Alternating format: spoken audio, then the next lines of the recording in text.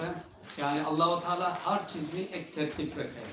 مثلا ایک نان تیار ہونا کے لیے وہ بیج اگانا چاہیے, اس کے دوبارہ کھشت کرنا چاہیے, اس کے پیس کرنا چاہیے, کتنا مراتب کے بعد کھاندر آنا چاہیے کہ تھا وہ نان بن سکے, اس کی مراتب ہے. تم فوراً بیج سے چاہے کہ نان بن جائے نہیں ہوگا. اس لیے صبر نہیں کرنا والا لوگ کیا کرتی ہے, اللہ تعالیٰ ہر چیز میں سٹیپ رکھے ہے, سیرے رکھے ہے. وہ ایک دو سیرے چھوڑ کر کے اوپر چلنگ لگانا چاہتے ہیں.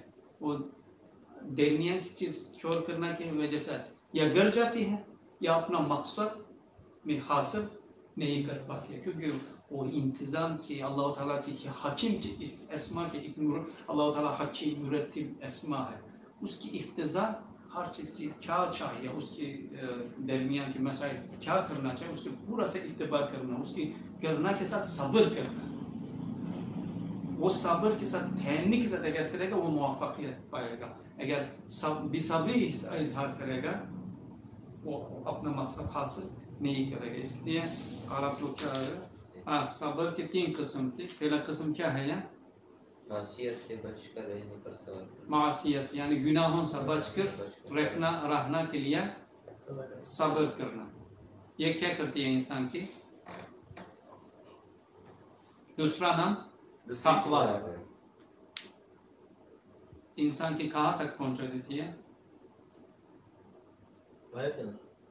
دوسری کی سب مصیبتوں پر نہیں, یہ صبر انسان کی کہاں پہنچا دیتی ہے؟ یہ تقویٰ کے درجے پر پہنچا. ان اللہ مع المتقین کی درجہ تک پہنچا, یعنی اللہ تعالیٰ تقویٰ والوں سے ساتھ ہے.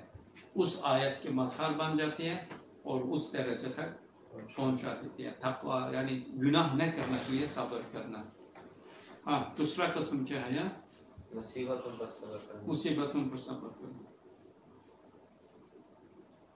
رہا عدم, اس دوسرا لفظ میں یہ کیا کہتی ہے؟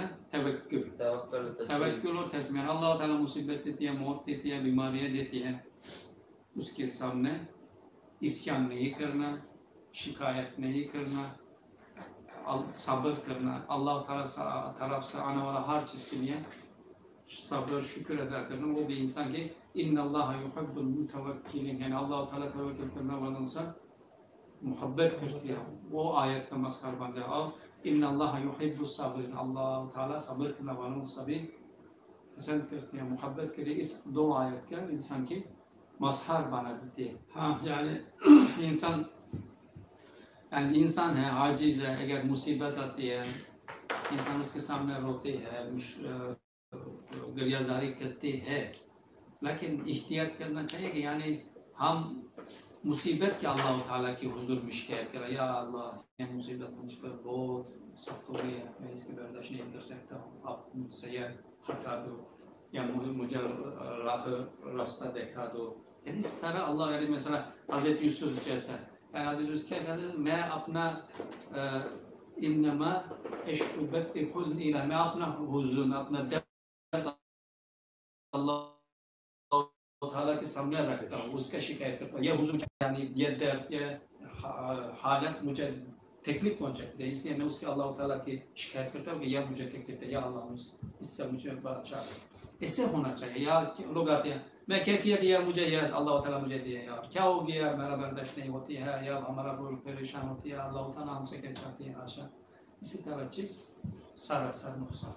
اس لیے یعنی احتیاط کرنا, شکوہ اللہ کے حضور میں کرنا چاہیے. یعنی مصیبت کی شکوہ کرنا, اللہ کے حضور میں مصیبت کی شکایت کرنا, اس کی اللہ تعالیٰ اس کی ہٹا دینے کی دعا کرنا, یہ اہم چیز ہے. عبادت پر صبر کرنا, یعنی عبادت کرنا میں صبر کرنا. یعنی شیطان اس کے اوپر ڈالنا کی کوشش کرتی ہے, صبح نماز کے نہیں پڑھانا کی کوشش کرتی ہے, دوسرا چیز سامنے لا کر عبادت سے چھوڑنا کی کوشش کرتی ہے. لیکن انسان عبادت کرنا پھر یعنی روزہ میں گرمی کی مسائل ہوتی ہے, دوسرا وہ اللہ تعالیٰ امر کیا ہوا عبادت کی کرنا کے لیے صبر کرنا, یعنی بے صبری اظہار کر کے عبادت نہیں چھوڑنا. عبادت کرنا کے لیے صبر کے ساتھ کام کر کے وہ عبادت پورا کرنا کی کوشش کرنا, یہ بھی اہم چیز. یہ 3 قسم صبر ہے, یعنی گناہوں نہیں کرنے کے لیے صبر, مصیبتوں کے सामने सब्र और इबादत की करना के लिए सब्र वही आपका 5वां सवाल 15 साल की उम्र इंसान को मुकल्लफ करने की उम्र शुमार होती है। नबी सल्लल्लाहु अलैहि वसल्लम की बासत से पहले इबादत कैसे किया करते थे? हाँ, सवाल क्या है? यानी बालिग होने की उम्र तकरीबन 15 साल कबूल की जाती है। रसूल सल्लल्लाहु अलैहि वसल्लम 15 साल से पहले तो यानी 40 साल में पैगम्बर आ गया, यानी 15 साल के बाद उसके बालिग हो गया और 40 साल तक कैसे इबादत करते थे रसूल सल्लल्लाहु अलैहि वसल्लम? इसी तरह एक सवाल है। जवाब, दीन इब्राहिम की बाकी मानदा शक्ल के मुताबिक इबादत करते थे, जो कि बिलाद अरब में बहुत से पर्दों में लिपटी हुई बच्ची चली आ रही थी। ताहम ये इबादत फ़र्ज़ व वाजिब की सूरत में न थी, बल्कि जवाज़ व अख्तियार की सूरत में थी। यह हकीकत बहुत तवील है, इसलिए इसे सर दस इसे मुख्तसर ही रहना चाहिए। हाँ, मसला रसूल सल्लल्लाहु अलैहि वसल्लम हज़रत इब्राहिम से आने वाला दीन थोड़ा यानी इतना नहीं, लेकिन कुछ बात किया था। बाज़ लोग हज़रत अबू बकर जैसा, रसूल सल्लल्लाहु अलैहि वसल्लम जैसा, इन लोगों ने उस दिन के फॉलो करके गुनाहों से हम बचते थे। हम उस दिन की इबादत क्या कितना जानते हैं इतना करते थे, लेकिन क्या फ़र्ज़ मजबूरियत की सूरत में नहीं, मुस्तहब की सूरत में, जवाज़ की सूरत में, यानी चाहते थे यानी करना के लिए। इसमें से रसूल के गार में जाना ये भी मतलब इबादत के लिए चाहते थे। यानी यह दलील है कि हज़रत इब्राहिम से कुछ चीज़ आ गया उस तक, बाज़ लोगों के दरमियान वो महफूज है। उन लोगों ने इस हज़रत इब्राहिम से आने वाला वो पर्दे के नीचे छुपा वो दीन के साथ नाफिला की सूरत में या मुस्तहब की सूरत में इबादत करते थे रसूल सल्लल्लाहु अलैहि वसल्लम। अभी तो जो बाकी भी लोग थे उस ज़माने के जो बुतों की पूजा नहीं करते थे, işte वो लोग हज़रत इब्राहिम से आने वाला वो दीन फॉलो करने वाला लोग था। मतलब जिसको मुसलमान समझा जाए या हाँ, हक यानी हनीफ दीन के ऊपर थे, लेकिन बहुत सारा चीज़ भुला गया था, कुछ चीज़ बाकी था उसकी करना कि वो तो लोग वो उस ज़माने के मुकल्लफ नहीं होंगे। तो कोई मज़हब, कोई दीन या जहन्नम जन्नत का फैसला, यानी फतरत वाला लोग मुकल्लफ नहीं है। फतरत अगर फतरत में शुमार किया जाती है कि फतरत है, हज़रत ईसा से रसूलुल्लाह के दरमियान तकरीबन 600 साल का फ़र्क। 630 साल 614 साल या फैसला है, वो उसके दरमियान फतरत शुमार किया जाती है। और वो दरमियान के आने वाला लोग अल्लाह ताला यानी उलमा की सोच यानी राय है कि उसके अज़ाब नहीं हो जाएगा, क्योंकि उनके लिए पैगाम नहीं पहुँचा। तो जो लोग अभी ईसा अलैहिस्सलाम के ज़माने में जिंदा थे उस पर ईमान नहीं लाए, इसकी मुद्दत कहाँ से कहाँ तक होती है? यानी हज़रत ईसा के कुछ मुद्दत के बाद रसूलुल्लाह तक, यानी तकरीबन 600 साल या 400 साल ऐसे नहीं, फतरत 314 साल है। यानी उलमा के दिन में फिलहाल याद नहीं है, मैं पढ़ा था, लेकिन कितना साल है वो ज़्यादा नहीं है, 600 से भी कम है हमारा फैसला। यानी फतरत है, फतरत उलमा उसकी राय बयान की है कि फतरत दौर के लोग अज़ब उनके ऊपर अज़ब नहीं किया जाएगा, क्योंकि अल्लाह ताला के वादे हैं, हम पैगम्बर नहीं भेजने वाला कौम के जुल्म नहीं करते। ये आयत है। और जिन्होंने शिरक और पूजा की, यानी पैगाम नहीं पहुँचे। अच्छा वो भी वहाँ पे मतलब सोचो, अब एक पहाड़ में पैदा हो गया, कोई भी तुम्हारा आकर इस्लामियत नहीं बातें, तुम उधर एक पत्थर सा पूजा किया या दरख्त सा पूजा किया, लेकिन तुम्हारा हक पैगाम नहीं पहुंचा। तुम चाहते कि एक चीज़ के सामने तुम इबादत करें, लेकिन तुम्हारा पैगाम न पहुंचने की वजह से तुम माजूर होते। जहालत माजूरियत की सबब अल्लाह ताला का आदिल है, अगर तुम्हारा पैगाम नहीं पहुंचे तुम्हारा क्यों जुल्म करेगा? अल्लाह ताला जुल्म नहीं करता, अल्लाह ताला जुल्म से मुनज़्ज़ह है। इसलिए अल्लाह ताला जानते हैं कि कौन माजूर है, कौन माजूर नहीं है। अल्लाह ताला उसके ऊपर हुक्म देगा, हम हुक्म नहीं दे सकते हैं।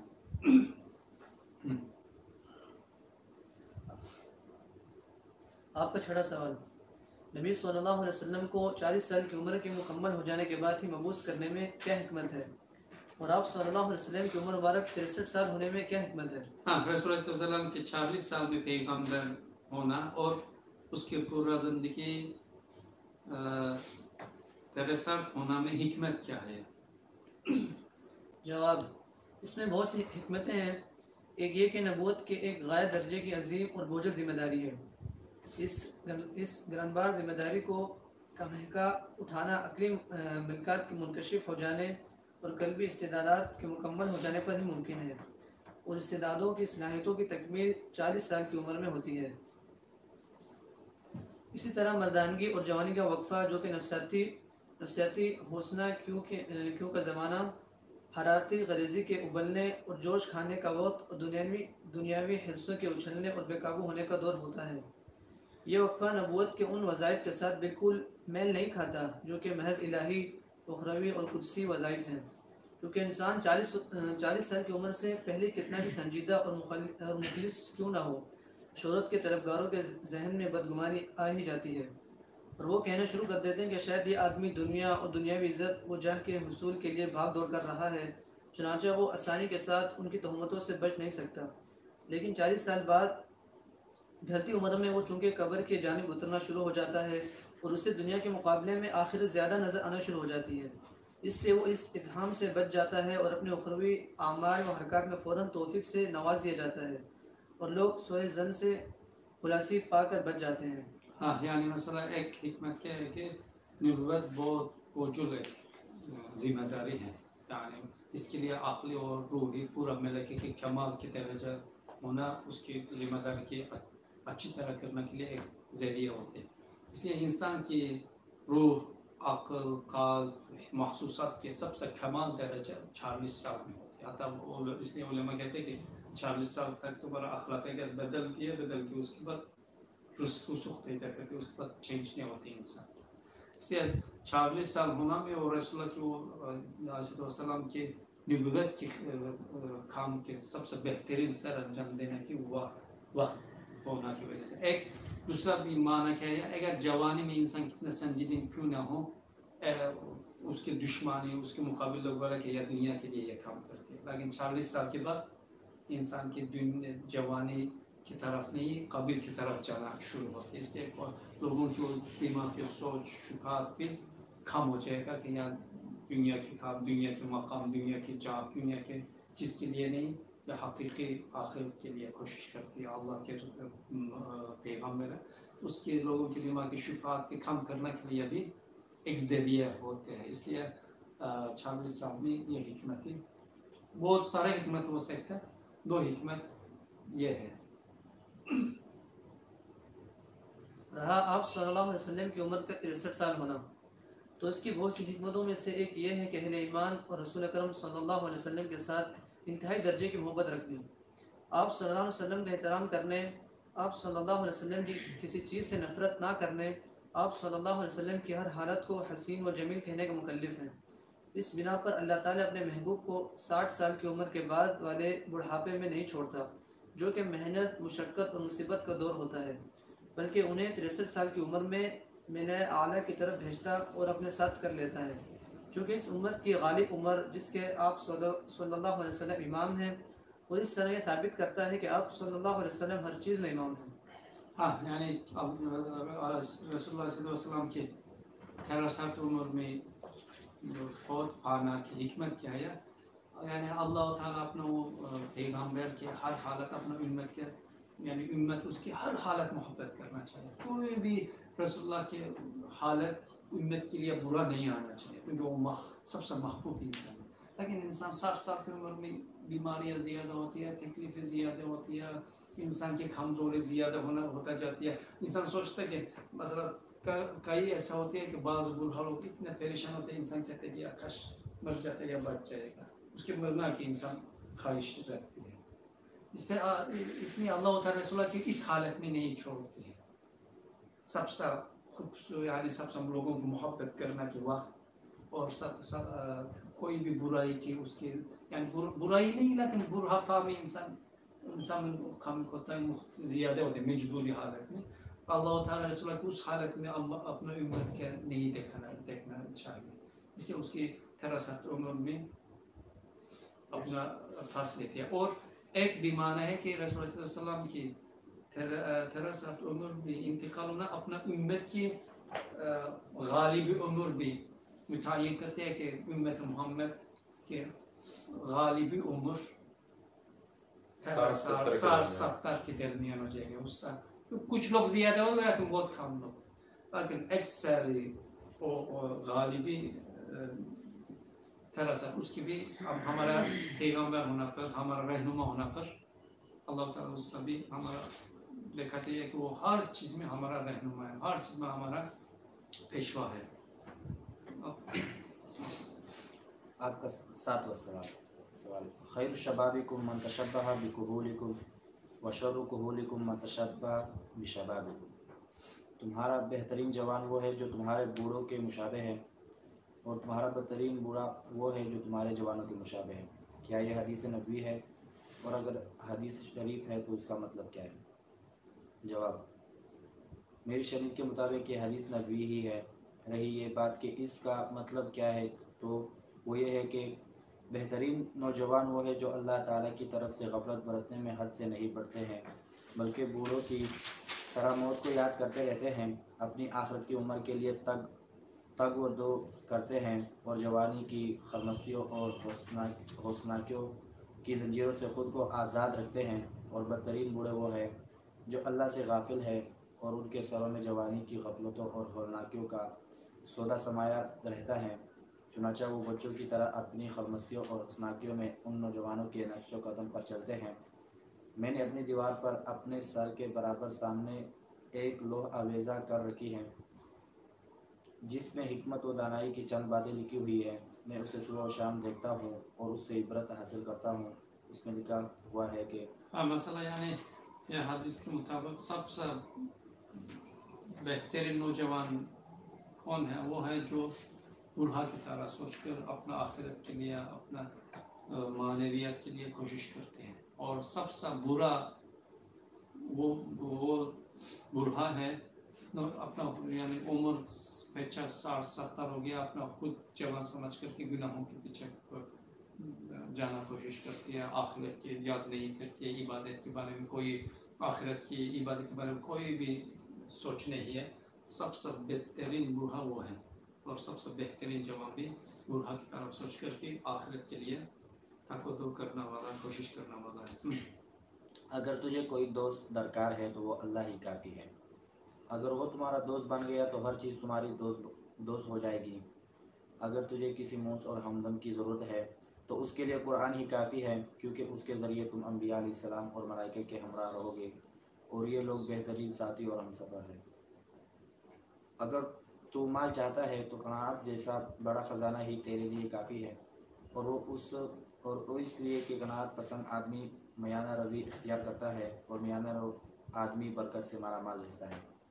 اگر کوئی دشمن چاہتے ہو تو اس کے لیے تمہارا نفس ہی کافی ہے، کیونکہ ایک خود پسند آدمی لامحالہ صعوبتوں سے دو چار اور مسائل میں مبتلا ہوتا ہے، جبکہ ایک متواضع آدمی خوشی، سرور، راحت اور رحمت سے نہال رہتا ہے.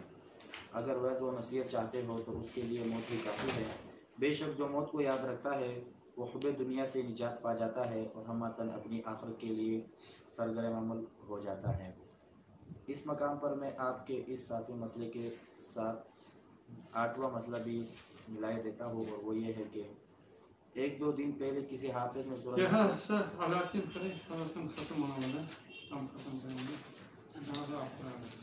بسم اللہ الرحمن الرحیم. اس مقام پر میں آپ کے اس 7ویں مسئلے کے ساتھ 8واں مسئلہ بھی ملائے دیتا ہوں، اور وہ یہ ہے کہ 1-2 دن پہلے کسی حافظ نے سورہ یوسف کی کچھ آیات تلاوت کی، جب وہ اعوذ باللہ من الشیطان الرجیم توفنی مسلما والحقنی بالصالحین پر پہنچا تو آنن فانن دل پر ایک نکتہ وارد ہوا. قرآن و ایمان کے ساتھ تعلق رکھنے والی ہر چیز بیش قیمت ہے، وہ بظاہر کتنی بھی چھوٹی کیوں نہ ہو، قیمت میں بڑی ہے. جی ہاں، سعادت ابدی کے لیے تعاون کرنے والی کوئی بھی چیز چھوٹی نہیں، اس لیے یہ نہیں کہا جائے گا کہ یہ چھوٹا سا نکتہ اس وضاحت کا اور اس اہتمام کا سزاوار نہیں.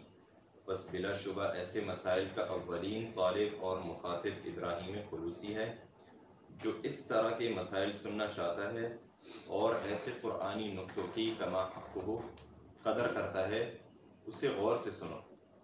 یہ احسن القصص کا ایک لطیف نکتہ ہے۔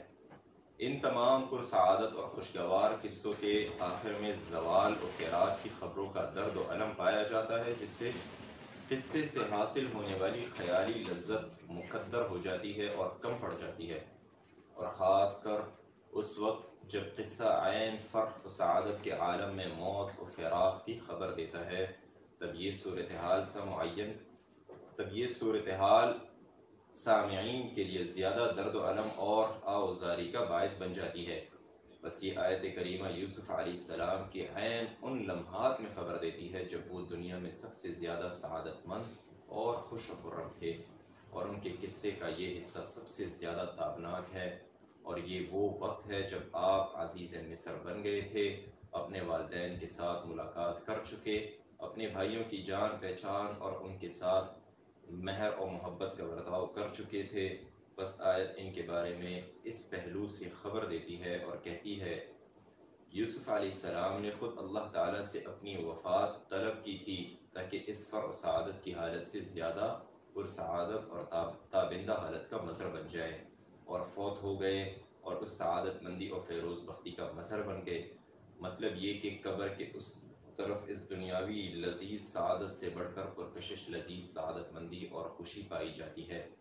اسی بنا پر یوسف علیہ السلام جیسے عارف حقیقت نے اس لذیذ ترین دنیاوی کیفیت میں ہوتے ہوئے المناک موت کی طلب کی تاکہ ایک دیگر سعادت مندی کا مظہر بن جائے۔ بس قرآن حکیم کی اس بلاغت پر نظر کرو کہ اس نے یوسف علیہ السلام کے قصے کے اختتام کی کس انداز سے خبر دی ہے۔ یہ خبر دے کر وہ سامعین میں دکھ، درد اور افسوس کے اثرات نہیں چھوڑتا، بلکہ اس کے ساتھ خوشی و خوشخبری جوڑ دیتا ہے، اور یہ کہتا ہوا رہنمائی کرتا ہے کہ اس دنیا کے لیے عمل کرو، اس دنیا کے لیے عمل کرو جو قبر کے بعد آنے والی ہے، کہ وہ حقیقی لذت و سعادت سے بھرپور ہے۔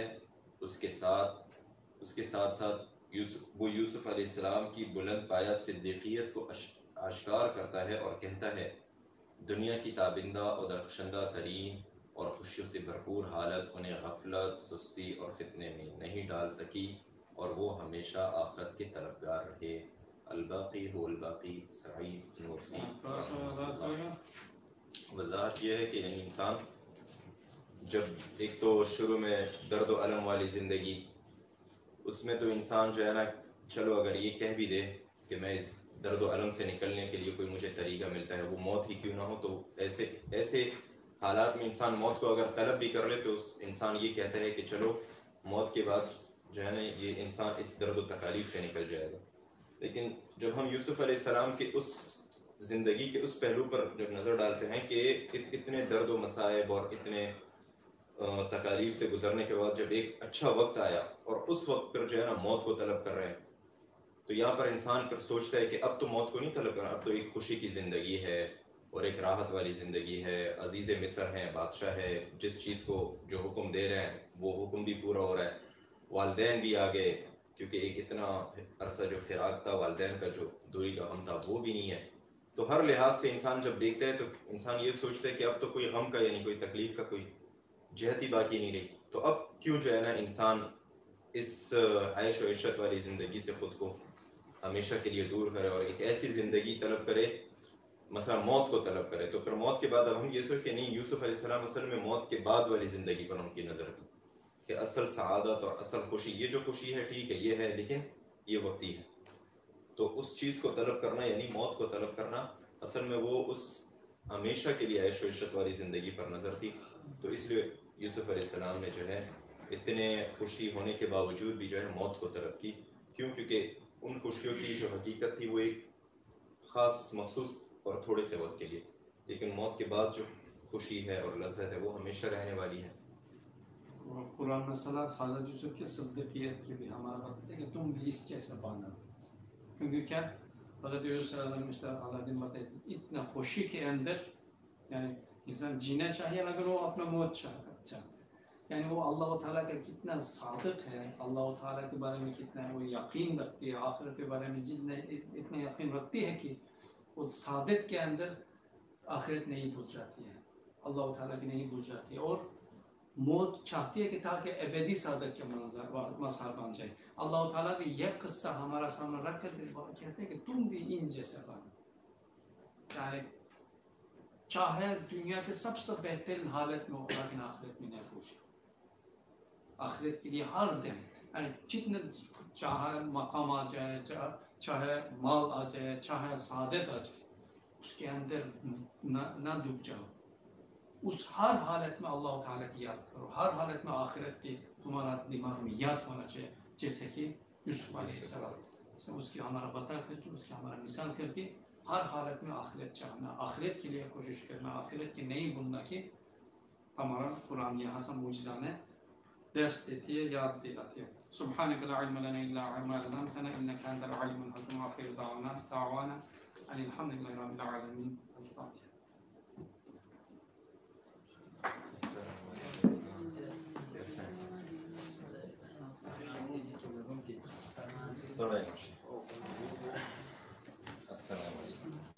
السلام علیکم جناب. ٹھیک ٹھاک. السلام علیکم.